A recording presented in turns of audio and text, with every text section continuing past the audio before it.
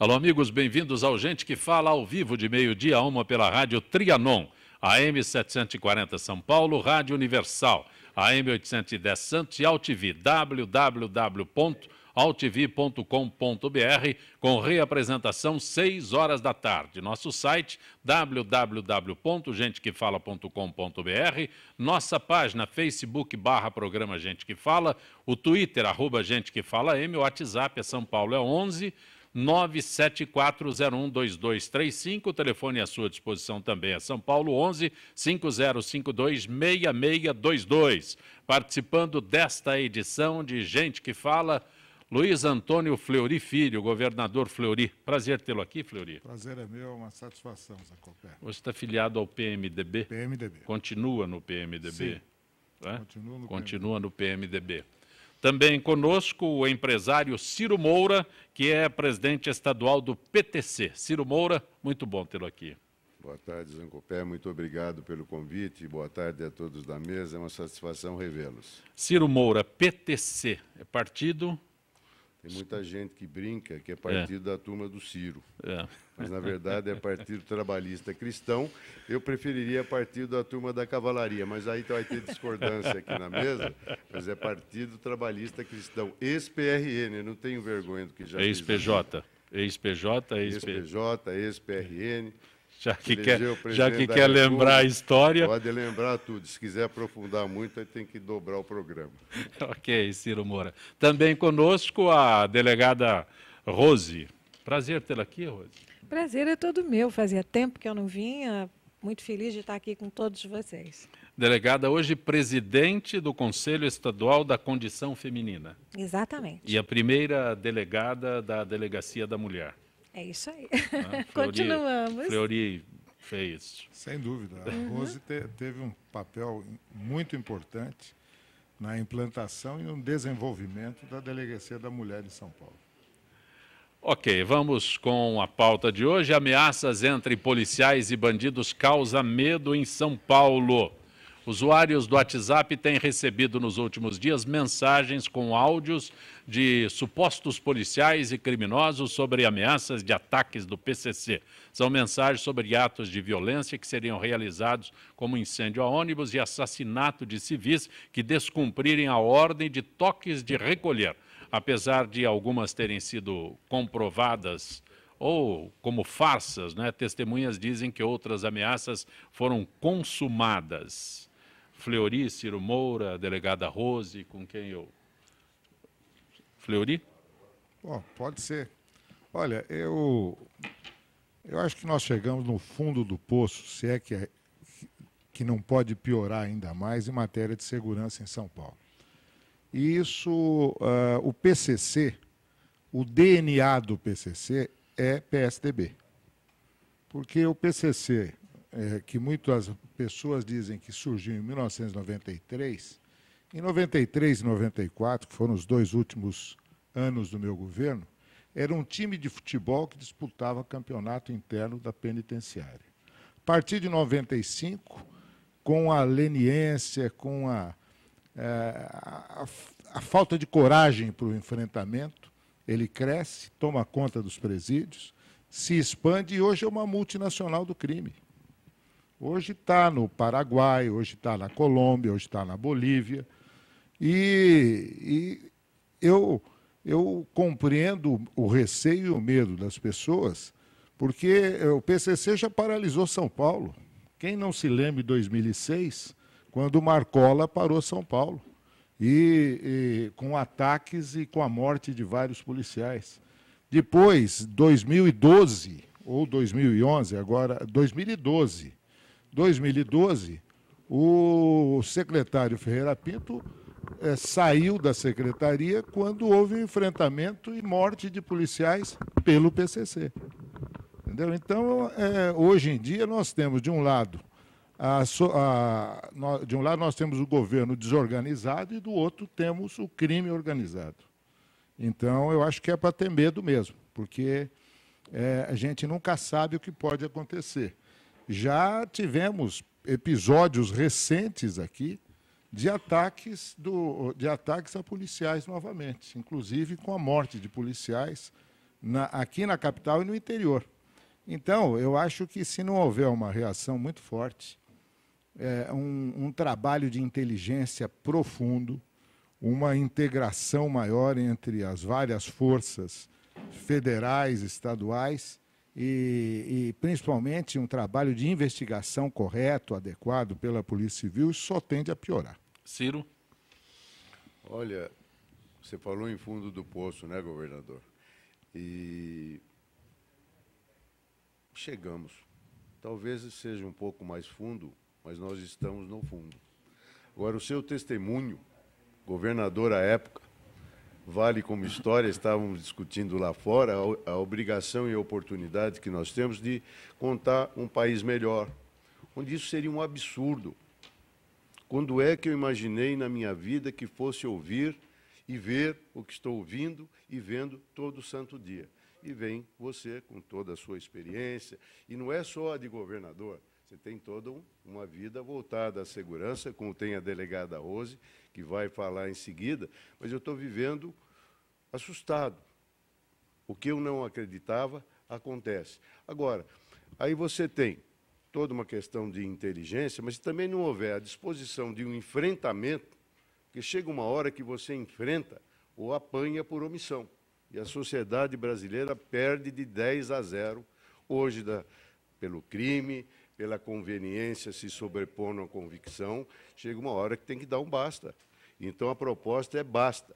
Como é que nós vamos estar discutindo aqui se existe possibilidade do crime organizado não ser enfrentado pela sociedade através da segurança, que tem que ser muito organizada e disposta, e, se necessário for, adotar um remédio santo, que é a borracha, que apaga más ideias. Delegada Rose.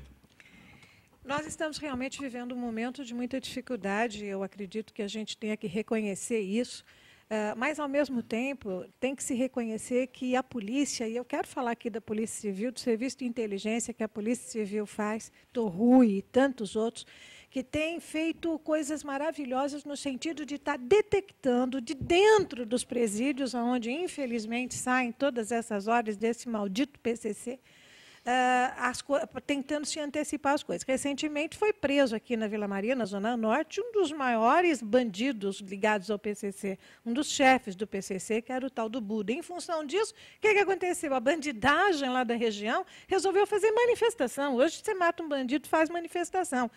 E se a polícia vai dar uns tiros na realidade, a polícia não mata ninguém. A polícia reage a uma agressão que é feita à sociedade, ao ser humano e a ele próprio, enquanto policial. Esse negócio de dizer que polícia mata, eu sempre tive horror dessa situação. No tocante ao que está acontecendo aqui, respeitando aqui o que os dois companheiros disseram, eu quero falar especificamente do problema da rede social. A rede social ela é um bem, de certa maneira, mas, em alguns momentos, ela também é culpada de gerar pânico. Muitas dessas coisas que estão saindo no WhatsApp não são reais. E eu queria ver dessas testemunhas aqui que disseram que algumas foram consumadas, quais que foram consumadas, porque eu estou tendo a cautela até de acompanhar um pouco essa situação no WhatsApp e nas redes sociais. Então, também se aproveita esse momento para fazer terrorismo. A população já está assustada. Vive assustada. A gente, infelizmente, todos os dias a gente acaba acompanhando a morte de um pai de família, de uma mãe de família. Concordo plenamente com isso. Agora, as redes sociais também, de certa forma, algumas pessoas se valem dessas redes sociais para fazer terrorismo. Quero deixar aqui só um lembrete. Daqui uma semana, estão saindo mais de 10 mil presos em indulto. 10 mil presos, e outros para a sua saidinha, de passar Natal, de passar o Ano Novo. Desses, segundo a estatística da Secretaria de Administração Penitenciária, 10% não voltam. Quer dizer, são 1.000 que ficam só numa saidinha. Daqui a pouquinho tem a saidinha da Páscoa, fica mais 1.000. E a polícia continua enxugando gelo, porque eles deveriam continuar e não continuam. Agora, na próxima semana eles estão saindo. Já? Já, é. O tal do indulto de Natal, da saidinha de Natal, já é a semana que vem. Mas eu me lembro quando a gente anunciava isso, era bem próximo ao Natal. Agora Não, mas é a semana que vem. Semana que vem, na outra semana. O mês todo, delegado. O mês todo. Sancopé, infelizmente, eu sou totalmente contra essa coisa de saidinha. Eu me recordo, a gente chegou a comentar uma vez que quando a Suzane Richthofen matou os pais, uma ocasião, pegaram na hora, né? Sim, mas ela foi sim. autorizada a passar o Dia das Mães em casa. Para você ver a situação em que a gente vive. Tem que mudar a lei de execuções penais, acabar com essas coisas, porque se isso não acontecer... eu uso um termo aqui que usava um ex-comandante da Polícia Militar, o Celso Camargo, a polícia vai continuar enxugando gelo. Aí eu me lembro daquela moça lá no litoral, num presídio, que saiu num Dia dos Pais. Ela tinha matado o pai e a mãe, não é isso? Aí a Suzane quase sai no Dia das Mães. Isso. Então, Mas isso, Sancopé, isso começou em 1984 com a reforma do Código Penal e também a criação da Lei de Execução Penal. A Lei de Execução Penal, eu estou muito à vontade, porque na época eu era presidente da Confederação Nacional do Ministério Público e tive muitas discussões a respeito dessa lei. E eu sempre disse que essa lei levaria à falência do sistema criminal brasileiro. Levou. Hoje, 30 anos depois, a gente chega à conclusão de que a falência chegou. Se não mudarem também, porque é uma coisa impressionante. Eu fui deputado 8 anos e me decepcionei muito. Eu apresentei 78 projetos só na área de segurança, inclusive para modificar a progressão de penas, etc. e tal, mas o que a gente vê é que há uma certa cumplicidade, tanto do Executivo como do Legislativo, porque se tiver que endurecer, tem que construir mais presídio, vai ficar mais gente presa, entendeu? Quando, na verdade, hoje todo mundo fala, não, nós temos que partir para uma política de não encarceramento. Eu concordo, sou a favor de penas alternativas, mas para quem merece ter penas alternativas. Não do jeito que as coisas estão sendo feitas, quando hoje acabaram com o exame criminológico para autorizar essas saídas. Não se faz mais, fica a critério do juiz fazer ou não. Eu votei contra isso lá na época que era deputado. Mas não adianta, parece que o pessoal prefere achar que uma simples passagem pela prisão, rapidinha, mais rápido possível, vai fazer a mágica de transformar as pessoas. Você está acompanhando Gente que Fala pela Rádio Trianon, conosco o advogado Fleury Filho, o governador Fleury, a delegada Rose, atualmente presidente do Conselho Estadual da Condição Feminina, o empresário Ciro Moura, que é presidente estadual do PTC, e o professor Isaías Custódio, do Departamento de Administração da Faculdade de Economia, Administração e Contabilidade da FEA-USP. Secretaria Municipal dos Transportes fechou o contrato de R$ 5.400.000 com uma consultoria da área para reestruturar 1.300 linhas de ônibus da cidade. A intenção é criar uma rede de referência para o transporte público que inclua as medidas já implementadas e as prometidas pela atual gestão até 2016. Nessa lista deverá estar também o Plano Estadual de Expansão das linhas de trem e metrô. Professor Isaías, posso começar com a tua análise sobre essa informação? Antes de mais nada, boa tarde. Muito boa tarde para o nosso governador, né? O deputado aqui, o Ciro Moura, né? Presidente do PTC, a delegada. Acompanhei muito a sua carreira também como parlamentar. E a questão do transporte público, ela demanda uma ação mais do que municipal, né? Intermunicipal. Cada vez mais os entornos, né, das cidades demandam que as soluções sejam intermunicipais. Isso traz uma vantagem e uma grande desvantagem, porque demanda uma interação entre as várias municipalidades. No caso aqui de São Paulo, as ações da Secretaria Municipal vão ter reflexo na Osasco, São Bernardo, Diadema, nos municípios limítrofes, né? Então, eu acredito que esse estudo encomendado pela Secretaria abranja essa questão não apenas da necessidade dos munícipes de São Paulo, como também dos municípios que fazem fronteira com o município de São Paulo, né? É um assunto complexo. A questão de transporte público não é só de ônibus, não é só de vias públicas, né? Envolve também... São Paulo é também bicicleta, também faixa. Também... Exatamente, envolve uma ação integrada com outras ações também. No caso da segurança é assim, no caso da saúde pública também, né? Perfeito. Delegada Rose, todos moramos em São Paulo aqui, não é? Uhum. Que o professor Isaías fala da interligação, é lógico que existe com relação à região metropolitana, mas o assunto aqui é Secretaria Municipal, delegado. Me desculpe o pessimismo.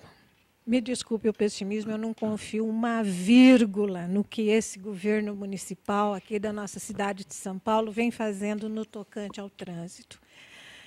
Essa coisa de bicicleta é uma aberração que a gente tem acompanhado. Você passa, às vezes, em locais onde o trânsito está todo parado, perto da casa do governador Fleury, principalmente. Eu vou para o Rotary, por aquele caminho, e você passa ali o trânsito parado para subir, para chegar na Avenida Higienópolis, ali naquele lugar, e uma faixa que cabem 2 carros, não é em um carro, é 2 carros, cabem 2 carros ali, totalmente livre, porque não tem uma bicicleta, não tem ninguém andando de bicicleta ali. E eu já passei em vários horários diferentes. E tantos outros lugares. A alça da Marginal, às vezes, a Marginal na Ponta da Casa Verde, a alça da Marginal fica parada, às vezes. Por quê? Porque uma pessoa com bicicleta vai atravessar ali, que é no caminho da alça ali, vai atravessar, aí tem um marronzinho que para o trânsito já engarrafado, para um rapaz de bicicleta ou uma moça de bicicleta passar ali e passa bem devagarzinho, porque é aquele negócio da sensação do poder, né? Eu sou poderoso, eu parei um trânsito da Marginal para andar de bicicleta aqui nesse pedaço. Então, eu tenho um horror enorme a isso. Os corredores de ônibus, eu até sou obrigada a reconhecer que quem usa ônibus hoje, até de certa forma, tem encontrado uma facilidade maior, porque tem andado com mais rapidez. Só que falta um ônibus. Você fez o corredor de ônibus, mas você também não aumentou a frota de ônibus para dar um pouco mais de comodidade aos pontos de ônibus que ficam lotados. Com os incêndios dos ônibus, a frota vai diminuindo cada vez mais. Então, você não colocou mas ali... não diminuíram... não diminuiu a frota das vans. Bom, aí o que acontece? Eu vou contratar agora, né, 2015 praticamente, com uma eleição em 2016, eu vou contratar uma empresa para fazer uma consultoria, eu vou gastar 5 milhões e 800, né? 5 milhões e 400. 5 milhões e 400, né? 5 milhões e 400 para contratar uma empresa, para fazer uma consultoria, para fazer aquilo que todo mundo sabe que tem que fazer. Se utilizasse isso aí para comprar mais ônibus novos, utilizando de uma maneira melhor até os corredores de ônibus, com o número de passageiros que tem, era muito melhor do que contratar uma consultoria para descobrir o que tem que fazer. Isso a gente já sabe. Qualquer um de nós sentar ali sabe o que tem que fazer. Segundo, essa consultoria vai entregar o seu plano lá no começo de 2016, né? Março, abril de 2016, para em seguida a gente ter a campanha para o prefeito de São Paulo. Aí, quem for candidato, deve ser o Haddad, que vai ser o candidato, né, para 2016. Ele é o candidato natural, é claro, ele é o candidato natural. Aí ele vai apresentar como proposta de campanha dele para o próximo mandato o resultado que a consultoria deu para ele lá, para o que ele pode fazer por São Paulo. A gente me engana que eu gosto, né? Pois não. Olha, eu acho que enquanto nós continuarmos não tendo fogo, vale fazer fumaça, e ninguém encara nada de frente, com planejamento, com projeto, e aquilo que eu chamei enfrentamento é o ato de fazer, é a ação. Então, veja, a deputada coloca isso, dá a impressão que ela está brincando, mas ela está falando muito sério. Não tem planejamento, então não tem fogo, faz fumaça, faz trilha de bicicleta, faz corredor de ônibus, alguns realmente concordo, dão certo. Eu gostaria que quem assinou a lei lá do corredor passasse uma vez por dia cruzando a Brigadeiro. Luiz Antônio, para ver se ele não toma um ônibus na testa na contramão. Então, pessoal, é o seguinte, turma, é o faz de conta. Não tem fogo, faz fumaça. Mas, quem Ciro, vê fumaça, desculpa te interromper, tem uma uma coisa mais aí que a população pode esperar, né? A Câmara está para votar derrubar o Minhocão. Não que eu ache que seja a melhor obra do mundo, mas vocês sabem quantos carros passam no Minhocão diariamente? É o mesmo que passa na 23 de maio. Você simplesmente vai votar e o prefeito vai sancionar e vai derrubar. E aí? Qual é o projeto? Vai derrubar o Minhocão e você vai fazer o quê com o fluxo de carro que passa ali? É fumaça, deputada. Fleury? É fumaça.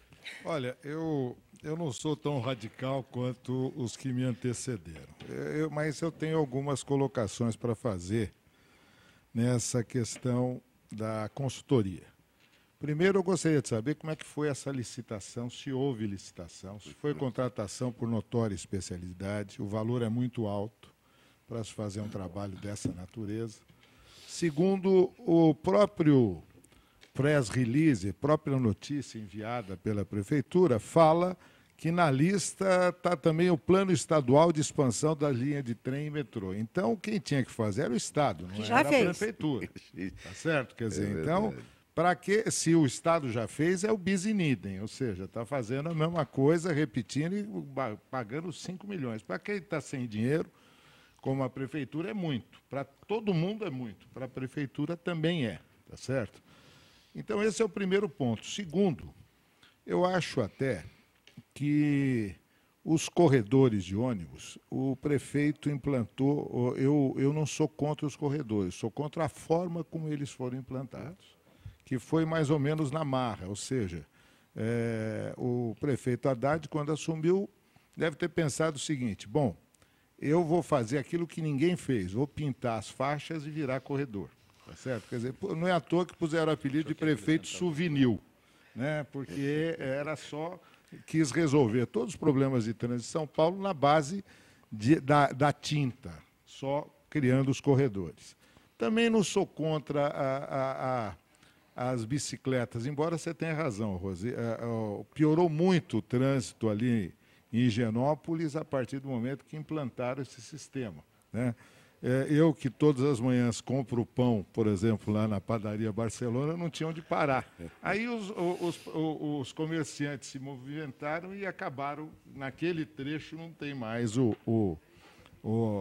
e houve protesto dos ciclistas. Mas eu não sou contra essas ideias. O que eu acho que falta é planejamento. Eu me orgulho muito de dizer o seguinte, Ciro. Se hoje nós temos o que nós temos em termos de governo do Estado, todas as obras dos últimos 20 anos em São Paulo foram planejadas no meu governo. Eu não tinha dinheiro para fazê-las, mas criei o planejamento, né?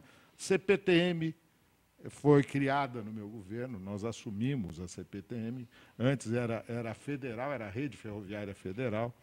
Quando as linhas da CPTM ao longo na marginal ali de Pinheiros, principalmente, muita gente falava, essa linha não vai servir para nada. Está aí produzindo bons efeitos, né? 20 anos depois. O Rodoanel foi planejado no meu governo, despoluição de Tietê, as linhas do metrô por concessão, todas elas foram planejadas no meu governo. O que está havendo, o que eu acho, é que o estoque de projetos acabou. Então, está na hora de planejar para os próximos... Eu planejei São Paulo para 25 anos, está na hora de planejar para 50 daqui para frente. E não vai ser, e aí eu concordo com o professor Isaías, não vai ser um ato isolado da prefeitura. As regiões metropolitanas, cada vez mais, têm que ser planejadas de forma conjunta. Não adianta, por exemplo, você fazer um plano de transportes para São Paulo se você não incluir Guarulhos, Osasco, Barueri, ABC, enfim. Então, o que eu acho é que a prefeitura vai pagar um dinheiro muito grande para não resolver o problema. Tá certo? Quer dizer, nós vamos ter mais um plano bonito, bem feito. Essas consultorias trabalham bonitinho, vários muito gráficos, bem elaborado. muito bem elaborado, etc. Mas que vão dizer, olha, mas aqui depende de Barueri, aqui depende de São Bernardo, aqui depende do governo do Estado, aqui depende dos outros. Tá? Quer dizer, isso deveria ser a macro-região metropolitana de São Paulo que deveria fazer esse planejamento. Professor Isaías, tem 1 minuto só para o senhor. Secundando aqui o que o governador Fleury colocou, quando o senhor fala em planejamento, compreende estudar o assunto. Sim, sem dúvida. E eu fui diretor de planejamento da FEPASA, né, e fui presidente da comissão intermodal de São Paulo no governo Montoro. Sim. E lá nós tínhamos o PAESE, que principalmente em momentos críticos, né, reúne essas diferentes modalidades de transporte. E eu creio, deputado, que aqui, nesse caso, esse estudo, eu não vi o termo de referência, mas eu Desculpa, creio... ninguém viu até agora. Eu creio que tem que ser. Senão, realmente, se não for feito assim, não serve para nada. É um estudo que abrace a questão dos outros modais que se interligam. É assim em cidades como Nova York, Paris, Londres, etc., né? Macrometrópoles que se juntam o transporte de ônibus, com metrô, com trens e com vans, por que não, né? Para pequenos trechos. Né?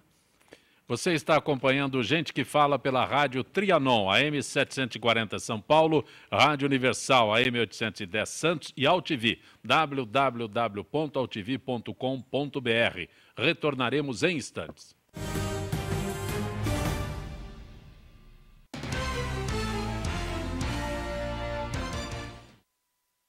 Tudo tem a ver com alguma coisa. De onde vem a água que a gente bebe? Da torneira. Ih, nada a ver. Vem dos rios que nascem da mata. Sabia que a gente só respira por causa das árvores? A árvore respira? Respira. A árvore respira. E o que você tem a ver com isso? Meu ar. Minha água. Minha árvore. Meu ambiente. Mata Atlântica. SOS Mata Atlântica. Mais 25 anos.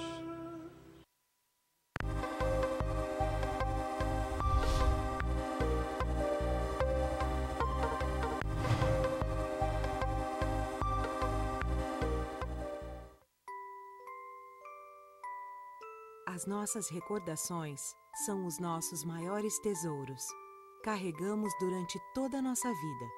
Manipular, distorcer ou implantar falsas memórias, além de ser uma violência, é crime. Somos responsáveis por esse tesouro. Não promova alienação parental.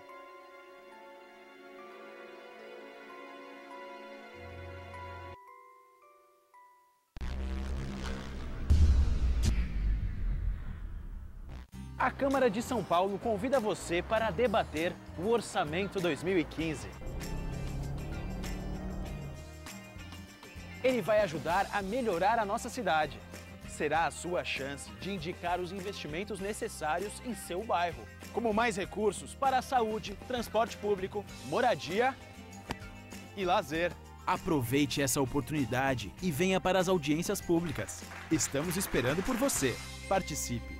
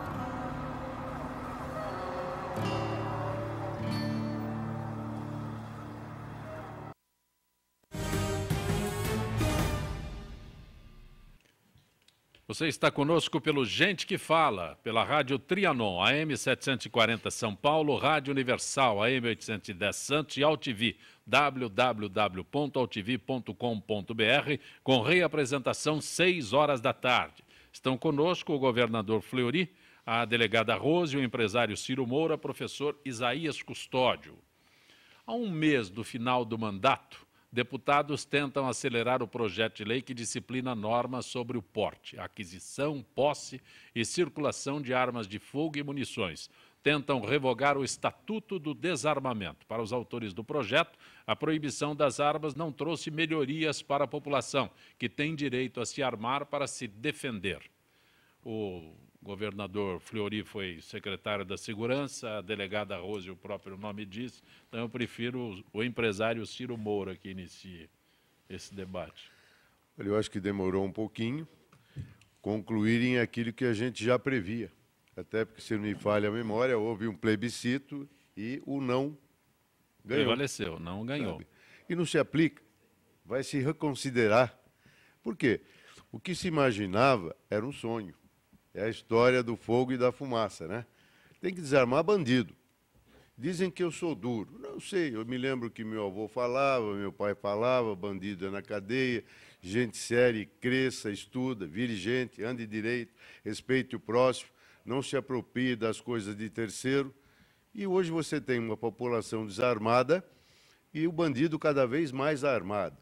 Eu me lembro rapidamente o dia que eu fui sequestrado. Eu fui vítima do armamento. Você acha que você nem lembra? Em 98, parei num farol, me renderam, entraram no meu carro e fui passear com um homem depois dessa idade. E não é a minha preferência. Mas eu fui passear de madrugada com um homem. Um revólver na cabeça, outro na cintura, e eles me levaram. Num dado momento, nós até conversamos, consegui manter a calma, tal, mas me ocorria uma preocupação muito grande. Tá? Se eles resolvessem irem para a minha casa, então realmente não iria.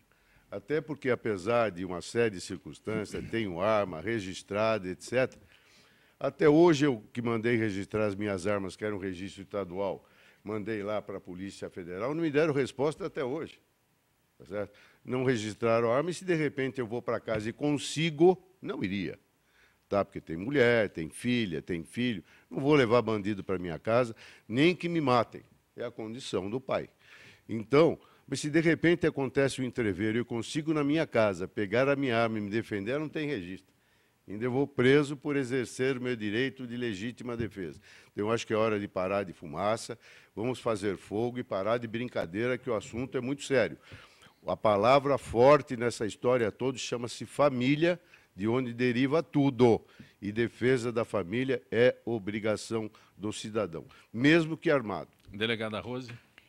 Eu acho que a população, majoritariamente, já se pronunciou a respeito do Estatuto do Desarmamento. Resta, sem dúvida alguma, ao Congresso cumprir aquilo que a população quer. Por isso é que foi feito um plebiscito.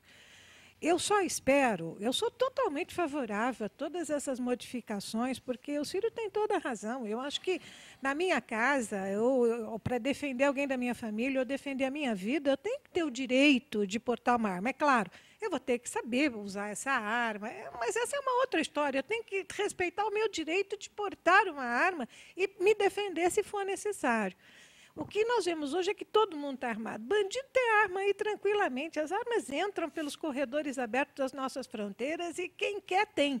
Até o pai de família pode comprar, mas numa dessas que ele compra até para poder deixar na sua casa para se defender, se Deus o livre e guarde e acontece alguma coisa, é o que o Ciro disse, ele acaba sendo processado porque usou uma arma sem ter porte, sem ter registro, aquela coisa toda. Eu só tenho medo que nós estamos praticamente no fim do ano. Tem uma série de coisas para serem votadas naquele Congresso. E as coisas importantes, muitas vezes, são deixadas de lado. Essa é uma coisa muito importante para a população. Eu espero que os nossos deputados, os nossos senadores, realmente atentem para a importância daquilo que tenha que ser votado e façam um esforço para isso.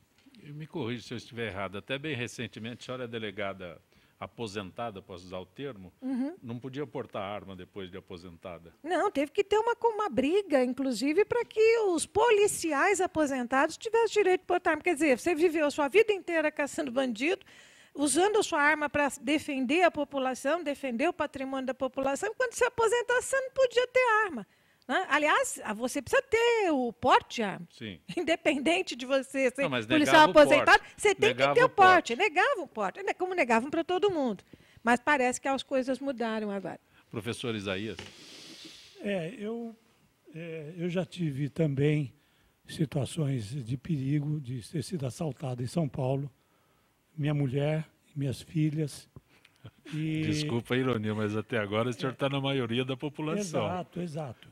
Então, quando eu vejo uma coisa dessas, eu gostaria de ter uma arma para, digamos, estar habilitado para me vingar. Mas, por outro lado, eu temo muito que nós, ao votar de maneira assodada, num final de mandato, nós deixemos de considerar outras questões ligadas à segurança.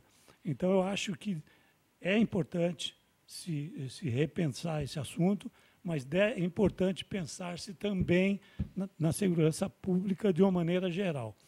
Eu acho que esse Congresso já acabou o mandato, né? Ele não é... Precisa avisar os parlamentares. Exato. Eu acho que fazer essas coisas agora, de maneira assodada, não é adequado. Fleury. Bom, eu fui... Reservei você para o final. Porque... eu liderei o movimento vencedor do não. Eu fui o responsável... No plebiscito. Pela frente parlamentar contra a proibição de venda de armas. No plebiscito eu liderei esse movimento por todos esses motivos que já foram expostos aqui. Eu só teria a acrescentar o seguinte: eu sou contra o porte indiscriminado. Eu acho que o porte de armas só pode ser concedido em casos muito especiais, como é o caso dos policiais, inclusive os aposentados, como é o caso de pessoas que corram risco de vida. O problema é que, com o Estatuto do Desarmamento, acabou o porte de arma. A coisa mais difícil hoje no Brasil é tirar um porte de arma. Um cidadão que precise realmente. Eu me recordo de um grande industrial, não vou citar o nome, que me procurou, eu era deputado na época, estava se discutindo esse assunto, Ciro, que ele falou, olha, eu já fui sequestrado 3 vezes, sempre tive porte de arma, agora não me dão mais. De um dia para o outro cortaram, né? E vários casos dessa natureza. Agora, o que eu defendi e defendo é o direito que tem o cidadão de poder optar por comprar ou não uma arma e manter essa arma dentro de casa. Tá? Porque com o Estatuto do Desarmamento, o que aconteceu? O Estatuto deu certeza para os bandidos que ninguém vai ter arma dentro de casa. Não é à toa que aumentaram os crimes de roubo em residência, tá? Porque antes o bandido tinha receio. Será que eu vou encontrar alguém armado? Agora ele tem certeza que não vai encontrar ninguém armado dentro de casa. Então, isso fez com que nós tivemos um aumento de mais de 1000% nos crimes de roubo à mão armada no Brasil.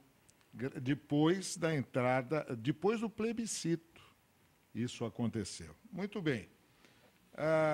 O que me parece importante é que, agora, essas entidades que perderam o plebiscito, o Instituto Sou da Paz, o Instituto Viva Rio, todas as entidades que vivem graças a contribuições que recebem do estrangeiro, do exterior, e que se articularam na época no plebiscito para fazer um movimento a favor da proibição, elas estão assanhadas de novo. Tá? Estão todas aí se movimentando. Sabe por quê, Zancopé? Porque a hora que acabar essa discussão, elas vão perder uma verba grande do exterior. Entendeu? Quer dizer, eu acho interessante o seguinte, o dinheiro para essas entidades vem de onde?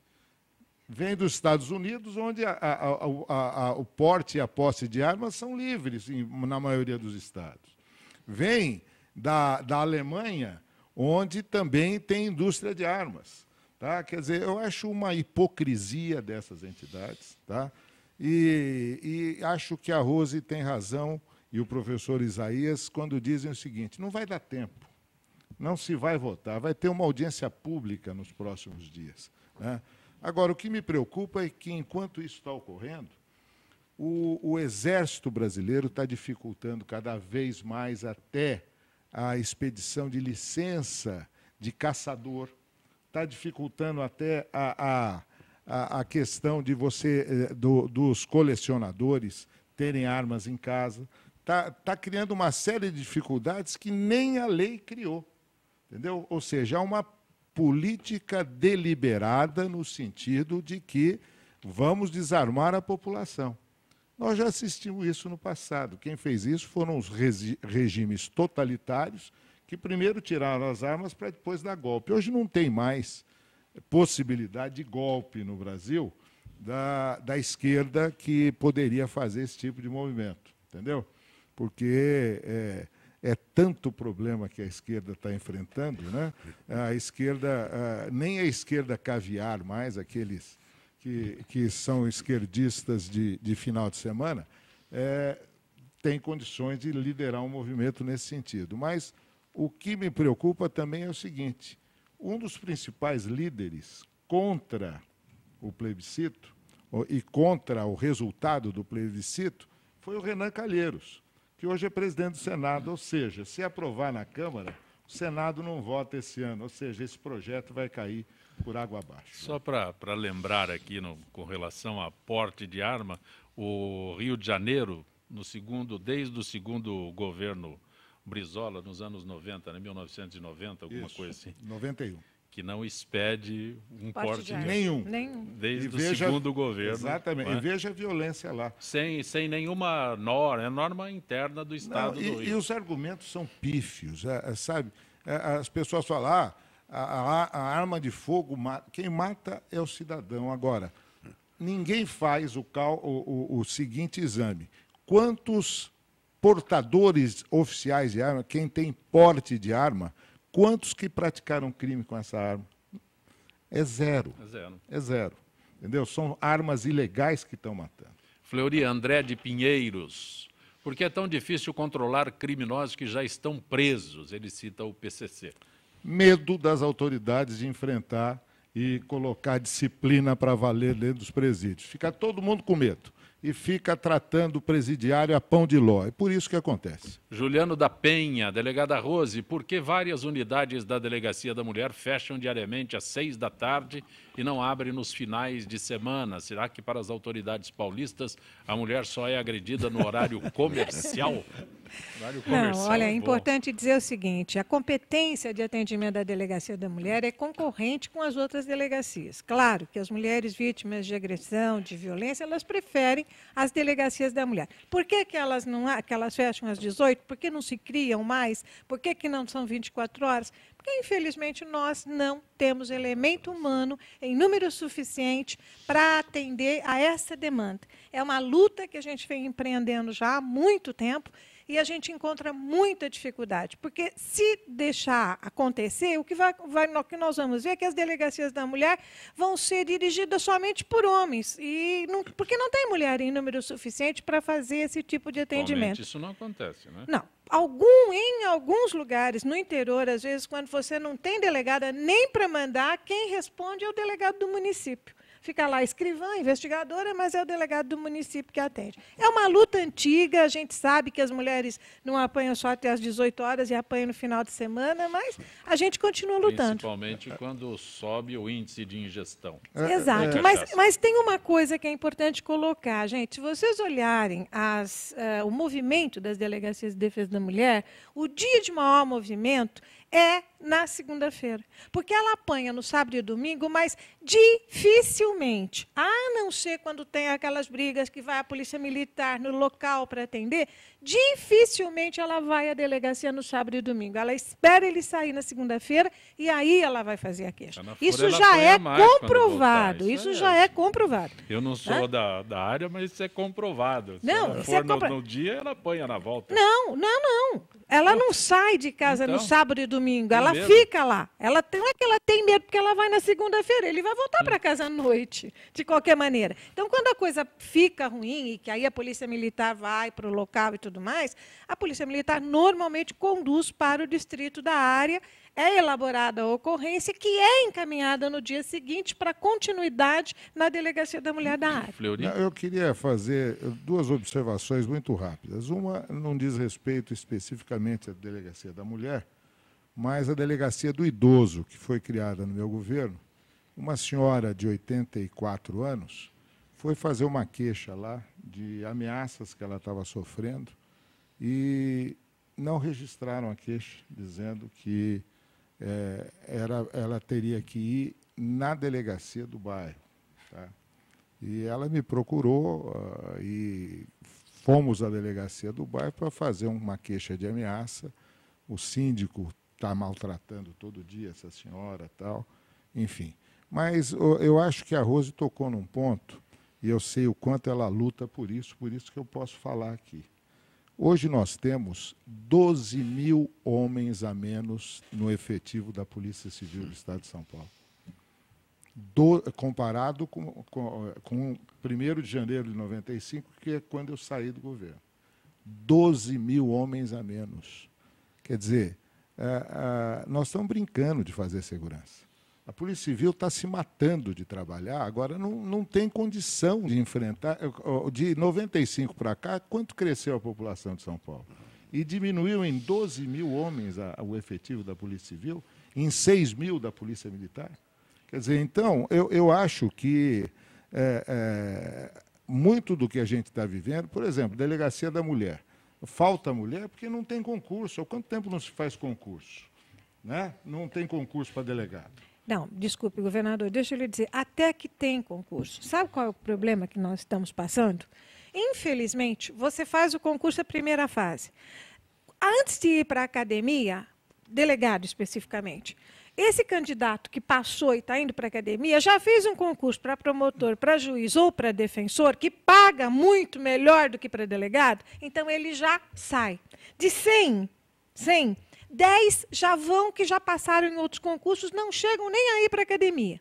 Na academia, durante o curso e a hora que eles descobrem o que é a polícia, como é que é, você pode contar que mais 20 desistem na academia. Temos e ao ir para menos. o local de trabalho, quando ele chega, ele percebe que ele não tem escrivão, ele não tem investigador, que o que ele aprendeu na academia era uma coisa e que ele está lá é outra, jamais alguns vão embora. Então, na realidade, você faz concurso. Um concurso é demorado, você vai para a academia depois. Só na academia você já perdeu 30% do efetivo que passou.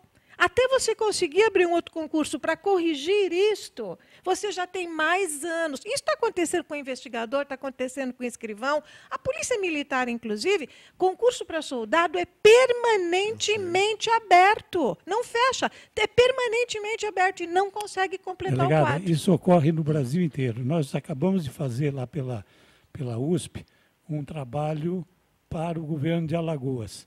Exatamente o mesmo quadro. O indivíduo presta concurso para a Polícia Militar, aí ele, no meio do caminho, antes de passar para a academia, ele já passa no outro concurso, na área de perícia, na área de Polícia Civil, exatamente a mesma coisa. Professor Isaías Robson, de São Caetano, pergunta por que países mais pobres e com mais desigualdade social são muito menos violentos que o Brasil? Robson, nós precisamos relativizar o que nós consideramos comparáveis com o Brasil, né? Então, por exemplo, tem o Butão, lá nos Montes Everest, né? O pessoal lá tem um índice de felicidade, né? O PIB deles é o Produto Interno de Felicidade. Muito pobre, no entanto, né? Comparado, por exemplo, com o México, né? Que é um país que tem o tamanho do nosso, mais ou menos, tem um índice de criminalidade assustadoramente grande também. Então, Eu acho que nós temos nossas peculiaridades, outros países têm outras peculiaridades.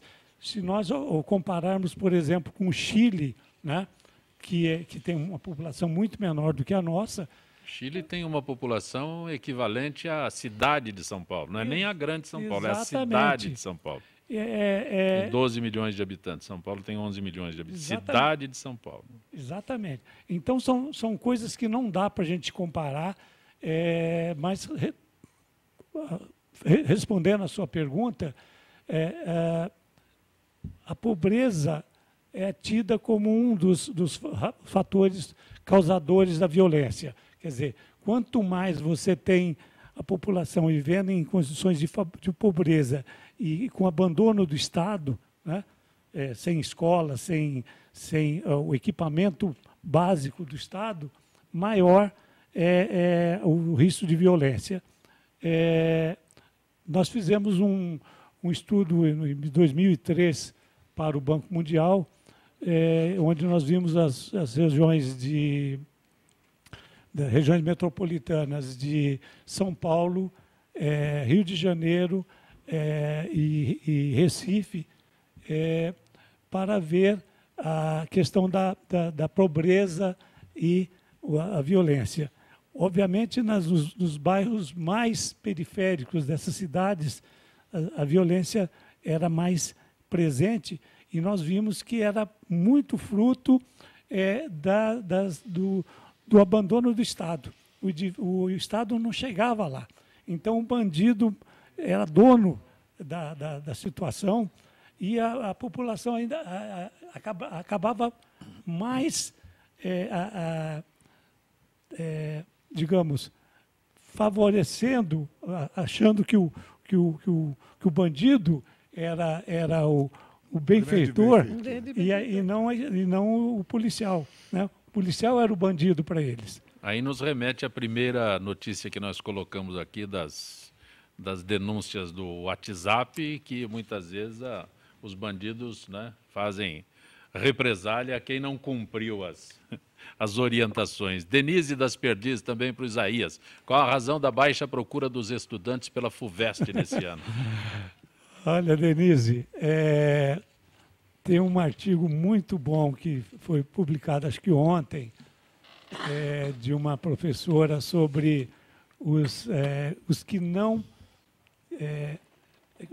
um olhar sobre aqueles que não conseguiram fazer o vestibular, né?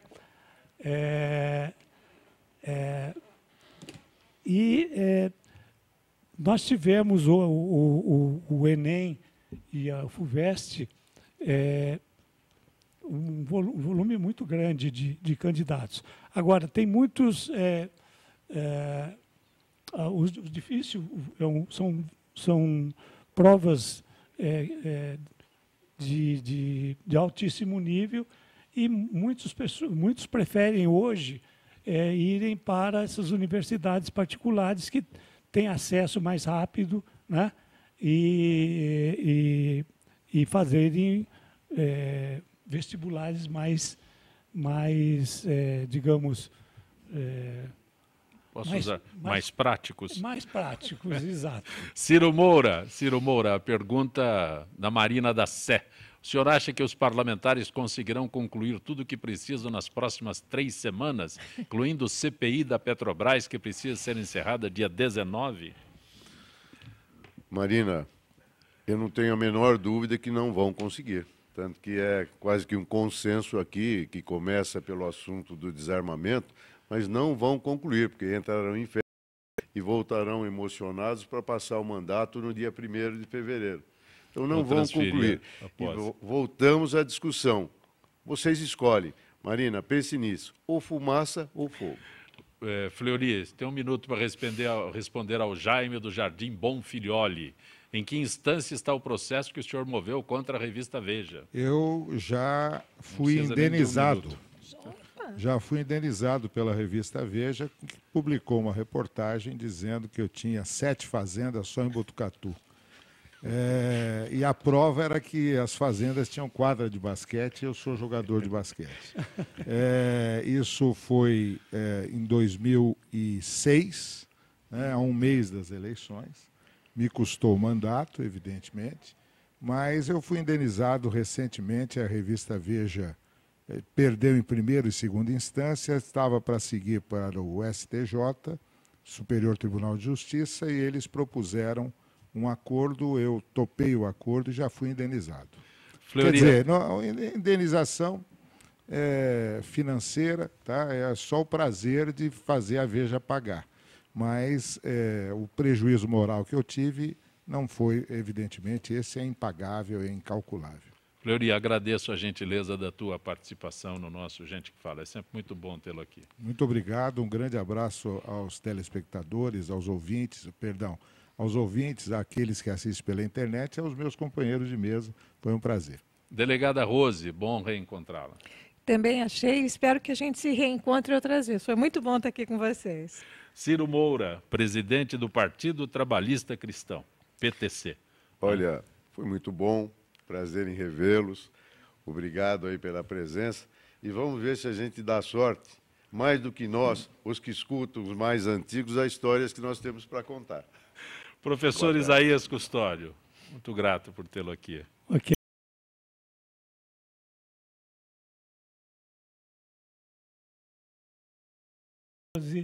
E aqui o Ciro Moura, que eu desconfio que você fez feia na época lá daqueles novos que não, lá na Doutor Villanova. Não foi, não chega a tanto. Agora, não, eu fiz... Mas você já era candidato naquela época. A graduação eu fiz lá, mas o pós eu fiz já na cidade universitária. Na graduação. Gente que Fala tem na direção-geral o jornalista Fausto Camunha, diretora de produção Zenilda Salvato, redação Raela Brandão, Pedro Schiavon. Na pauta, José Carlos Sicarelli, produção cultural Ricardo Godoy. Na rádio Trianon, Neildo Neres, Cléo Rodrigues Benebene. Na direção da Altivia, Alberto Luquete. Na técnica, James Eduardo, Iago Matsumoto, Célio Teixeira, Arthur Endler. Na sequência, Trianon, Marcos Calazans. Grato.